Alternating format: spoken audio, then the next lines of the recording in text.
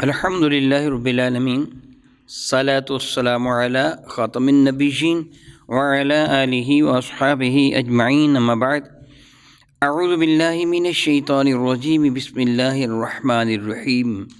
بحمد اللہ تعالیٰ، اللہ رب العزت جل مجد الکریم کے احسان اور کرم سے آج آپ کا سبق شروع ہوگا سورہ بقرہ شریفہ کی 144 نمبر آیت شریفہ سے آگے۔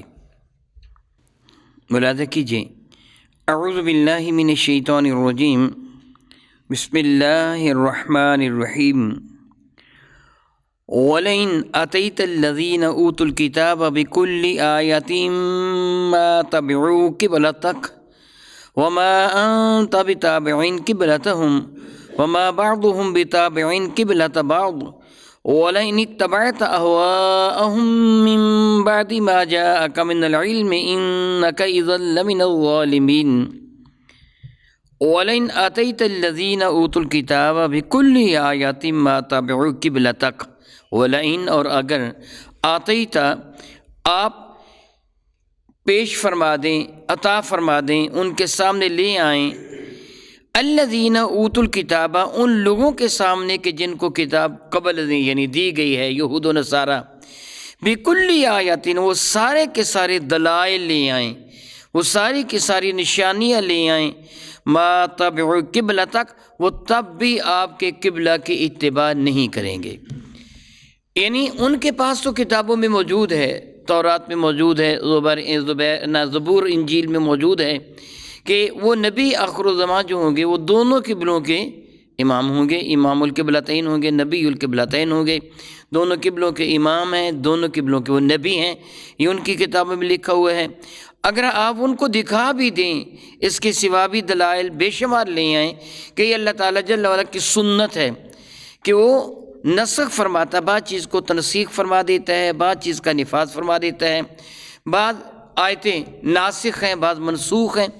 رب کائنات جل وعلا ایک ہی مرتبہ سارا بوجھ نہیں ڈالتا، جس طرح ہم ایمان والوں کو اللہ تعالیٰ نے بتدریج وہ احکامات شرعیہ عطا فرمائے۔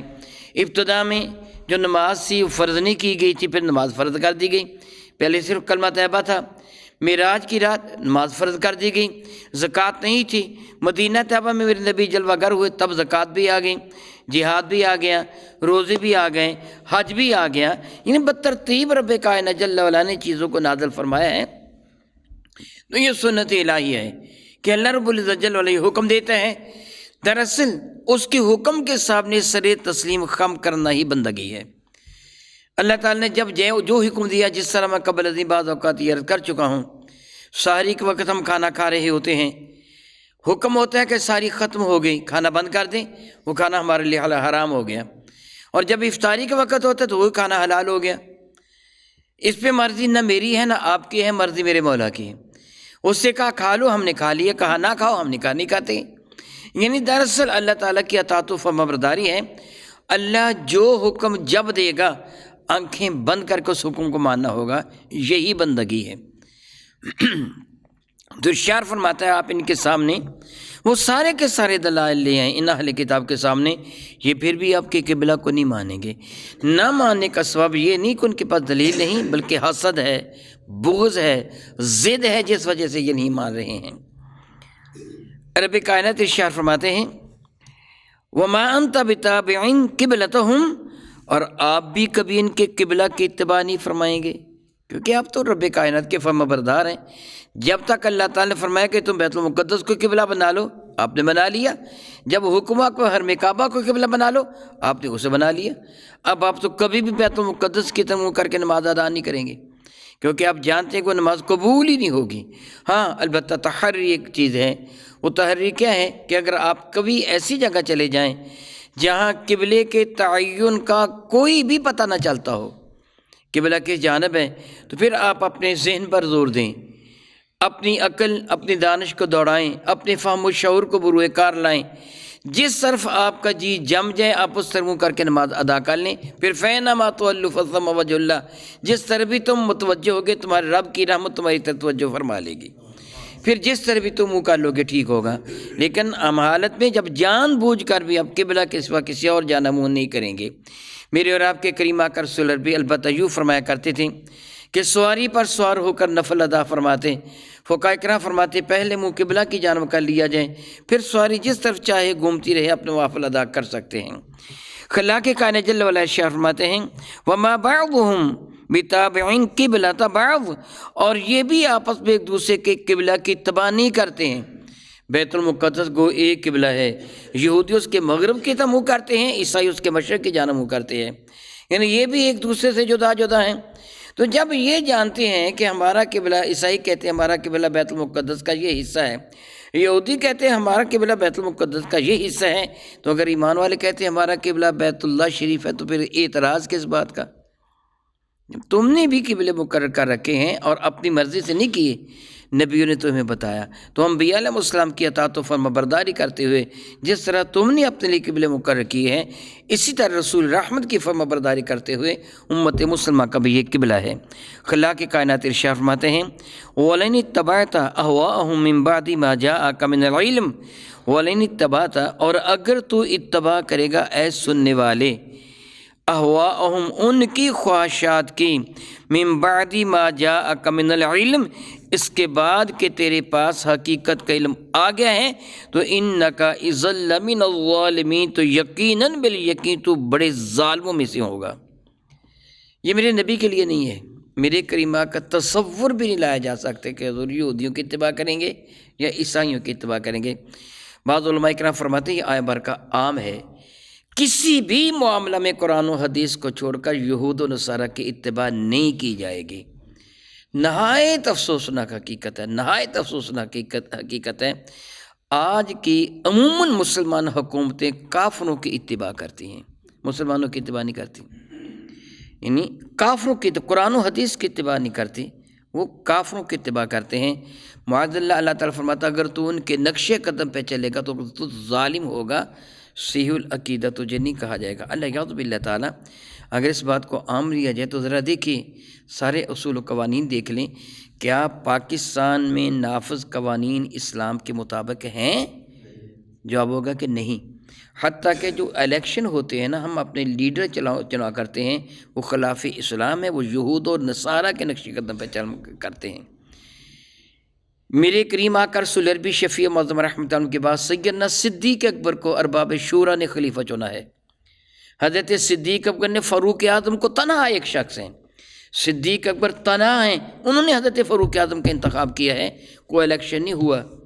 اور حضرت سیدنا فاروق اعظم رضی اللہ تعالیٰ عنہ نے اپنی رحلت مبارکہ سے قبل، شہادت سے قبل، آپ نے یہ ڈیوٹی لگا دی تھی، ارشاد فرما دیا تھا کہ جو وہ لوگ ہیں جن کو رسول رحمت صلی اللہ علیہ وسلم نے دنیا میں جنت کی بشارت دی تھی، وہ عشرہ مبشرہ، وہ بدر والے، میرے آقا رسول متشم رحمۃ اللہ کے جو جیت صحابہ تھے، حضرت فاروق اعظم نے ان کا ذکر کیا، تو ان میں سے کسی ایک کو خلیفہ چننا ہے۔ اپنے بیٹے کے لیے کہا تھا میرا بیٹا عبداللہ یہ مشورہ دینے والوں میں شامل ہو گیا، اس کو خلیفہ نہیں چنا جائے گا، اس کا انکار کر دیا۔ باقیوں کو فرمایا کہ جس پر لوگ ارباب شورا متفق ہو جائیں اس کو خلیفہ چن لیا جائے گا۔ چنانچہ حضرت عثمان غنی کو خلیفہ چنا گیا، الیکشن ہی ہوا۔ یہ الیکشن کروانا، اس اعتبار سے منتخب ہونا، یہ اسلامی طریقہ نہیں، غیر اسلامی طریقہ ہے۔ اور اب جانتے ہیں بے وقوف اگر کثرت کے ساتھ ہوں گے تو جس کو منتخب کیا جائے گا وہ کون ہوگا؟ بے وقوف ہی ہوگا نا، کہ جس کی ووٹیں زیادہ ہیں۔ اگر آپ پورے پاکستان میں اپنے گاؤں میں لے لیں، پاکستان کو چھوڑیے، کتنے لوگ ہیں جو نماز ادا کرنے کے لیے آتے ہیں؟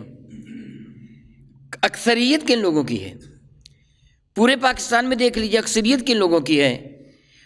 یہاں عالم و فاضل اور جاہل مطلق دونوں برابر کے ہیں۔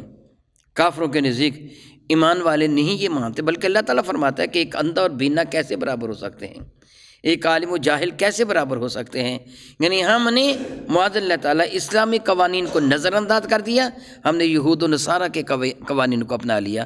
اللہ یعوذ باللہ تعالیٰ ثم اللہ یعوذ باللہ تعالیٰ، میرا اللہ ارشاد گرامی قدر فرماتے ہیں کہ وَلَئِنِ اتَّبَعْتَ أَهْوَاءَهُم مِّن بَعْدِ جَاءَكَ مِنَ الْعِلْمِ إِنَّكَ إِذًا لَّمِنَ الظَّالِمِينَ، جب تیرے پاس حقیقت کا علم آ گیا تو اس کو نظر انداز کر کے ان کافروں کی اتباع کرے گا، یہود و نصارہ کی، تو ظالم ہوگا۔ اللہ یعوذ باللہ تعالیٰ۔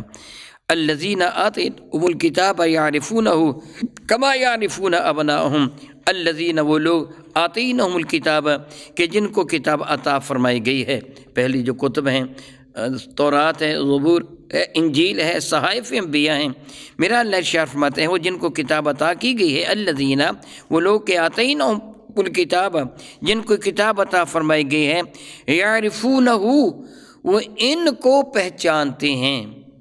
بعض مفسرین کرام کہتے ہیں اس سے مراد قبلہ ہے کہ قبلے کو پہچانتے ہیں، لیکن جمہور کا عقیدہ یہ ہے اس سے مراد رسول مشتبہ رحمت عالم کی ذات بابرکات ہے کہ حضور سید عالم صلی اللہ علیہ وسلم کو وہ یہود و نصارہ پہچانتے ہیں۔ کس طرح؟ کما یعرفون ابناءہم جس طرح یہ اپنے بیٹوں کو پہچانتے ہیں، جس طرح باپ لاکھوں کے مجمع میں اپنے بیٹے کو آسانی سے پہچان لیتا ہے یہ میرا بیٹا ہے، یہود و نصارہ اس طرح میرے نبی کو پہچانتے مگر ایمان نہیں لاتے۔ سیدنا فاروق اعظم رضی اللہ تعالیٰ سے حضرت عبداللہ ابن سلام رضی اللہ تعالیٰ عنہ یہودی تھے۔ عبداللہ ابن سلام یہودی ہیں اور یہودیوں کے معناز عالم دین کے بیٹے ہیں، اور ان کو بھی یہودی اپنا خبر یعنی علم کا بحر بے کنار سمجھتے تھے عبداللہ ابن سلام کو۔ میرے اور آپ کے کریم آقا رب ذوالجلال کے محبوب حضور رحمت عالم صلی اللہ علیہ وسلم مدینہ طیبہ میں جب جلوہ فرما ہوئے تو عبداللہ اس نیت کے ساتھ آئے تھے کہ میں ان سے مناظرہ کروں گا، مباحثہ کروں گا، ان سے سوالات کروں گا، ان سے پوچھوں گا کچھ، اگر وہ میرے سوالات کا جواب دے دیں گے میں مطمئن ہو جاؤں گا تو تب میں ان کو نبی جان لوں گا، وگرنہ نہیں۔ لیکن عبداللہ ابن اسلام جب بارگاہ رسالت مآب میں آئے نا تو میرے نبی کا رخ زیبہ دیکھتے ہی کلمہ طیبہ پڑھ کے مسلمان ہو گئے، کلمہ طیبہ پڑھ کے مسلمان ہو گئے، اور انہوں نے بارگاہ رسالت مآب میں عرض کہا یا رسول اللہ علیہ السلام یہودی آپ کو پہچانتے ہیں جس طرح وہ اپنے بیٹوں کو پہچانتے ہیں، یہودی پہچانتے ہیں آپ کو، کیا وہی ہیں؟ کیونکہ آپ کی سیرت طیبہ کے ساتھ ساتھ آپ کی صورت مبارکہ بھی، سیرت کے ساتھ ساتھ یعنی شمائل و خصائل، آپ کا چہرہ، رخ زیبہ، بینی، آنکھیں، بوہیں، پپوٹے، پیشانی، رخسار، خد شیفہ، آپ کی ریش مقدسہ، گردن مبارکہ، مبارک ہاتھ، انداز رفتار، یہ سب کچھ تورات کے اندر لکھا ہوا ہے۔ پہلی ہی نظر دیکھنے والا پہچان جاتا ہے یہ وہی ہیں جن کا ذکر تورات میں کیا گیا ہے۔ مثال نہیں دی جا سکتی۔ اگر کوئی آپ سے باہر سوال کرے کہ ایک آدمی ہے وہ میرا جو ناک نقشہ ہے، میرا حلیہ بتائے، میرا لباس بتائے، کہ میں اس بندے کو ملنا چاہتا ہوں، آپ کیا کہیں گے کہ تو نے شاہ صاحب کا حلیہ بتایا، وہ فلاں جگہ ہیں، معاذ اللہ تعالیٰ معاذ اللہ تعالیٰ، ایک میں ناچیز و حقیر بندہ صرف آپ کو سمجھانے کے لیے کہہ رہا ہوں، جب کسی کی صحیح شکل و صورت کسی کے سامنے پیش کر کے پوچھا جائے وہ کون ہے تو بندہ پہچان جاتا ہے وہ فلاں شخص ہے جس کا نام تم لے رہے ہو۔ تو میرے نبی کا تو سارا حلیہ تورات کے اندر درج تھا۔ عبداللہ ابن السلام کہنے لگے یا رسول اللہ یہودی صرف ضد کی وجہ سے آپ پر ایمان نہیں لاتے، آپ میری بات کی تصدیق فرمانا چاہے تو میری گزارش کو قبول فرما لیجئے، میں چھپ جاتا ہوں آپ کی اسی کا شان مقدس میں، ایک طرف ہو جاتا ہوں، تو آپ یہودیوں کے جو بڑے بڑے سردار ہیں، سرغنہ ہیں، ان کو بلائیں اور ان سے میرے بارے میں پوچھیں کہ میرا ان کے نزدیک کیا مرتبہ اور مقام ہے۔ میرے اور آپ کے کریم آقا صلی اللہ علیہ وسلم نے ان کی گزارش کو شرف قبول سے نوازا، یہودیوں کو بلایا، جو ان کے بڑے بڑے گرو گھنٹال تھے ان کو بلایا، ان کے سرداروں کو طلب فرمایا۔ عبداللہ چھپے ہوئے تھے، میرے کریم فرمانے لگے صلی اللہ تعالیٰ بدائم ابدا، تم بتاؤ عبداللہ کے بارے میں تمہارا کیا خیال ہے، وہ کیسا شخص ہے؟ میرے کریم آقا صلی اللہ علیہ وسلم وہی تھوڑا عرصہ ہوا تھا مدینہ طیبہ میں جلوہ فرما ہوئے، تو کہنے لگے سبحان اللہ، تم نے کس شخص کا نام لیا جو بلند پایا عالم دین اور بلند پایا عالم دین کا بیٹا، وہ علم کا ٹھاٹھے مارتا ہوا سمندر اور علم کا ٹھاٹھے مارتے ہوئے سمندر کا بیٹا، بہت اعلیٰ اور عرفہ بندہ اور بڑے اعلیٰ اور عرفہ باپ کا بیٹا، تم نے بڑے شخص کا نام لیا ہے، تم کیا کہنا چاہتے ہو اس کے بارے میں؟ میرے کریم فرمانے کے تم مجھے بتاؤ اگر عبداللہ ابن سلام میرے بارے میں گواہی دے دے کہ یہ اللہ تعالیٰ کے سچے نبی ہیں تو کیا تم تسلیم کرو گے؟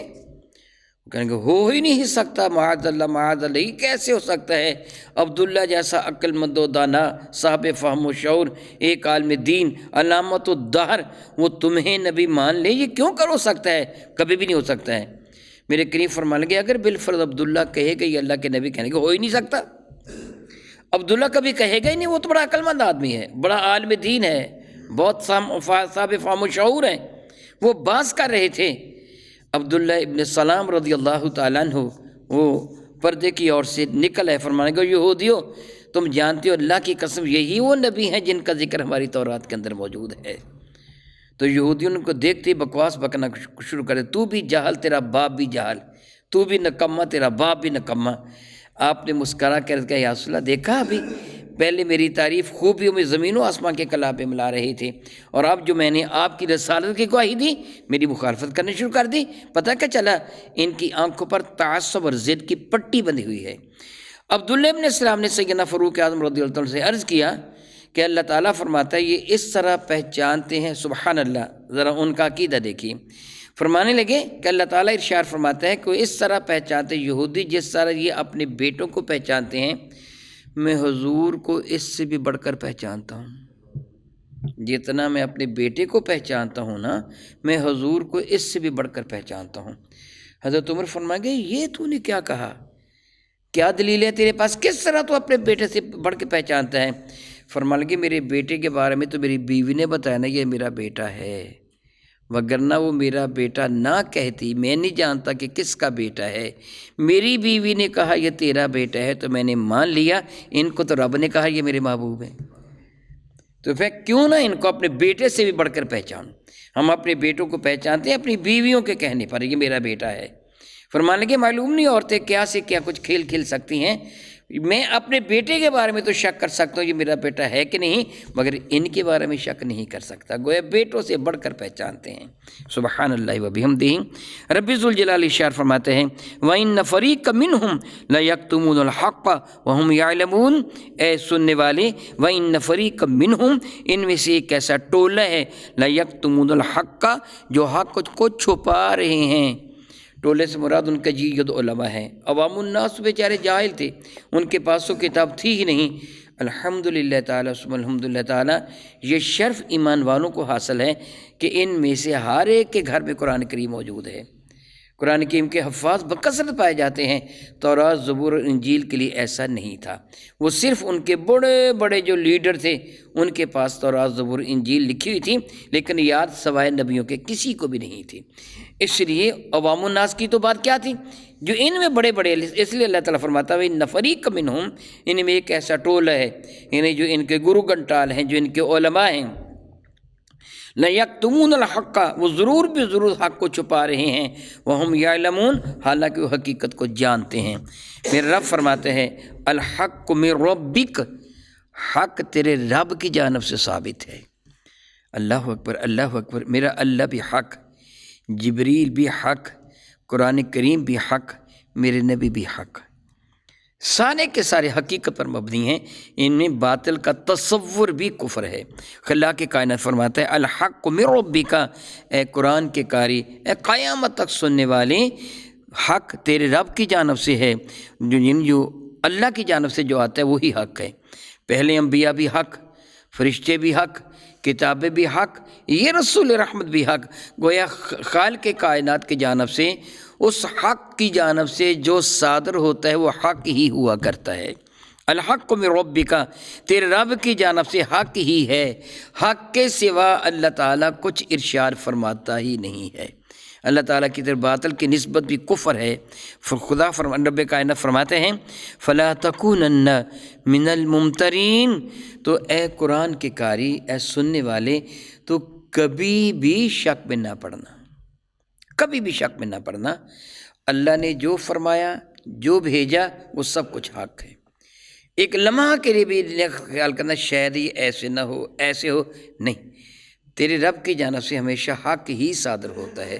یہ رسول رحمت، پہلے انبیاء علیہ السلام، ساری کتابیں وہ حق، ان بدبختوں نے کتابوں میں تبدیلی کر دی، تحریف کر دی، کمی بیشی کر دی، لیکن رب نے جو نازل فرمایا تھا وہ حق ہی نازل فرمایا۔ تو اے سننے والے، تو کبھی بھی اس میں شک نہ کرنا۔ میرے آپ کے کریم آقا رسول عربی صلی اللہ علیہ وسلم سے صحابہ کرام نے عرض کیا تھا یا رسول اللہ علیہ الصلوۃ والسلام، اگر کوئی عیسائی یا یہودی تورات کی یا انجیل کی کوئی آیت پڑھ کر ہمیں یہ کہے کہ یہ تورات کی آیت ہے، یہ انجیل کی آیت ہے، یہ زبور کی آیت ہے، یا رسول اللہ فرمائیے ہم اس کا انکار کر دیں، تردید کر دیں، یا مان لیں کہ یہ زبور یا تورات کی آیت ہے یا انجیل کی آیت ہے؟ میرے کریم آقا نے بڑا ہی پیارا جواب دیا، فرمانے لگے تم ان کو یوں کہو جو رب نے نازل فرمائے وہ حق ہے، ہم اس پر ایمان لاتے ہیں۔ یعنی جو رب نے نازل نہیں کیا تم نے اپنی جانب سے گڑھا ہے وہ باطل ہے، جو رب نے نازل کیا وہ حق ہے۔ سبحان اللہ تعالیٰ بحمدہ، کتنا پیار اور کتنا حسین جواب تھا کہ میں حق کو تسلیم کروں گا، جو ناحق شامل کر دیا گیا اس کو تسلیم نہیں کروں گا۔ یہاں بھی رب فرماتا ہے فَلَا تَكُونَنَّ مِنَ الْمُمْتَرِينَ، تو اے سننے والے تو شک کرنے والوں میں سے ہرگز نہ ہونا۔ او کما قال اللہ تبارک و تعالی واللہ تعالی اعلم باسرار کتابہ۔